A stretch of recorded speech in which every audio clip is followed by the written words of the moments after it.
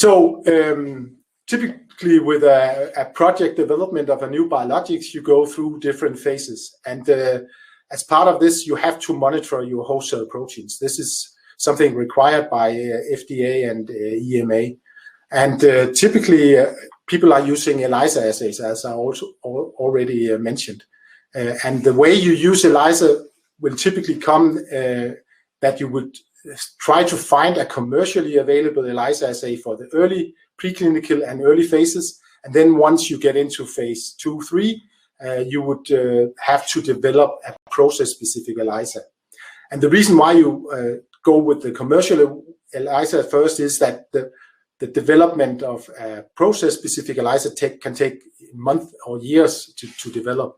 And it also kind of locks the process, so you don't have the flexibility in making changes to your process if you already have made your process-specific ELISA assay. So, and this is where Massbit comes in, and is such a nice tool to use as an orthogonal method for your HCP monitoring and for using it all the way through the process development, because it doesn't take months or years to develop a Massbit assay. We can do this within 4 to 8 weeks, having a completely new assay up running for any given project.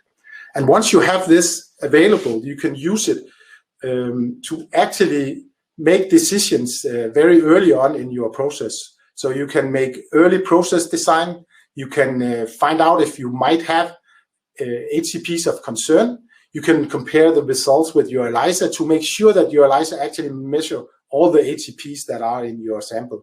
We've seen it many times that customer comes to us with saying, yeah, my ELISA is showing really low numbers. And then once we run it by Massbit, we find a very high level of HCP, and typically related to a single or a few HCPs that are not detected with the ELISA assay.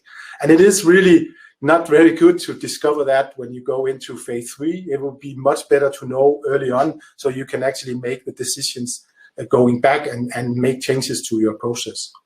So you can use mass spectrometry also for process optimization. And once you are going through the phases, you will have to scale up. Sometimes you even have to move to a new facility or having a new CMO producing your biologics.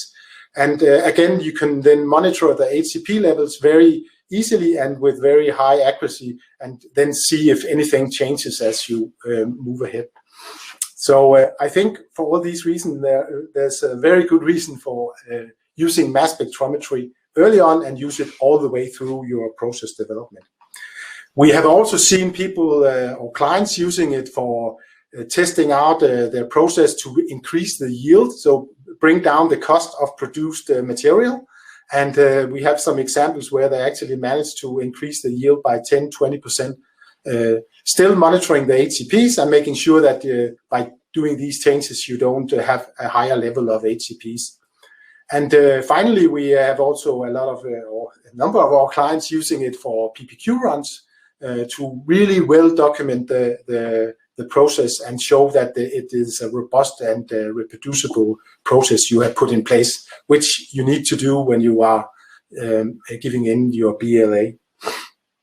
So for all these reasons, I think it's very important to use mass spectrometry, use it early on because it's flexible, it's easy to get access to, and you will have an orthogonal method to your ELISA. So these two methods goes really well hand in hand.